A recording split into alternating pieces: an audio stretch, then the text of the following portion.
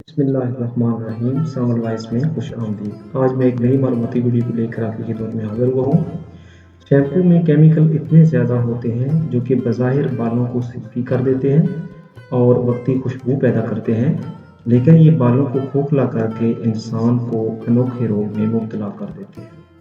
Shampoo जल्द की कुदरती रोगनियत आयल सब कुछ निचोड़ लेता है, जो कि बाद में बांझपन, निस्वानी बीमारियां, नामर्दी, ऐनक, बालों का गिरना, टेंशन, अदम बर्दाश्त, जोड़ों और कमर का दर्द, पट्टों के खिंचाव, चेहरे पर दाग धब्बे, छाइयों का एक बहुत बड़ा सबब है।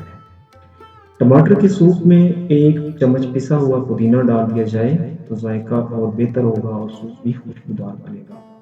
मेहमानों के लिए घर में लड्डू या बर्फी बनाने के लिए अगर मैदे को पहले ही गर्म ओवन में भून लिया जाए तो उससे मज़े में न सिर्फ इजाफा होगा बल्कि घी का खर्च भी बहुत कम हो जाएगा। शरबत और मीठी डिश के लिए चीनी का कवाम बहुत बुनियादी जुज़ होता है।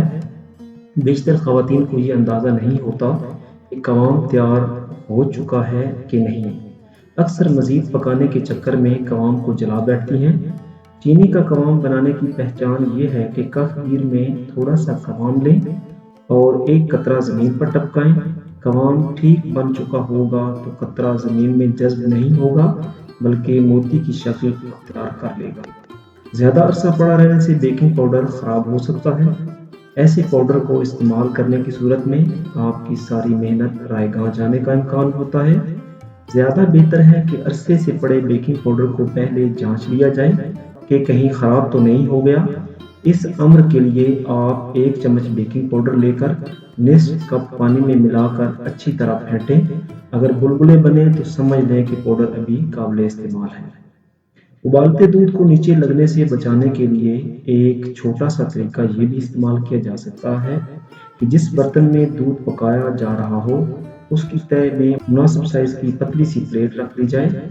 इस तरह आग की हिद्दत दूध को जलाने में नाकाम रहेगी और ज़्यादा मेहनत भी नहीं करनी पड़ेगी।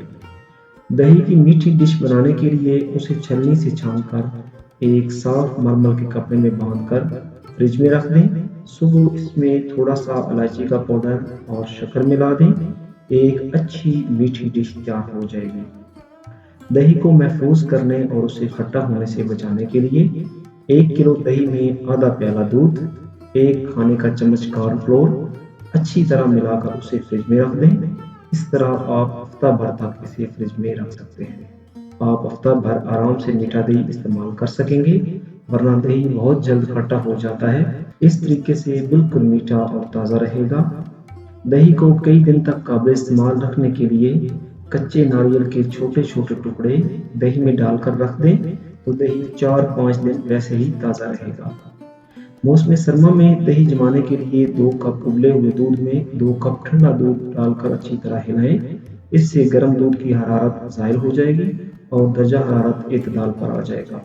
अब इसे करीबन नीम गर्म दूध में 2 कप दही डालें और खूब अच्छी तरह हिलाएं। इससे दही जल्दी और गाढ़ा जमेगा।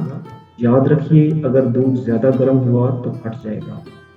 दूध में से मक्खन निकालते वक्त मक्खन अक्सर हाथों से चिमट जाता है, जिसे बार बार छुड़ाना पड़ता है।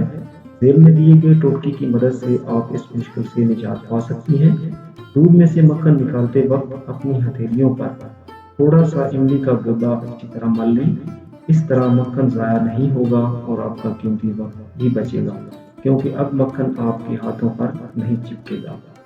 अगर मेरी वीडियो अच्छी लगे तो लाइक एंड शेयर करें। अगर मेरे चैनल को सब्सक्राइब नहीं किया तो प्लीज़ मेरे चैनल को सब्सक्राइब कर दें और बेल आइकन लाजमी प्रेस करें ताकि मेरी हर नई आने वाली वीडियो आप सबसे पहले देख सकें।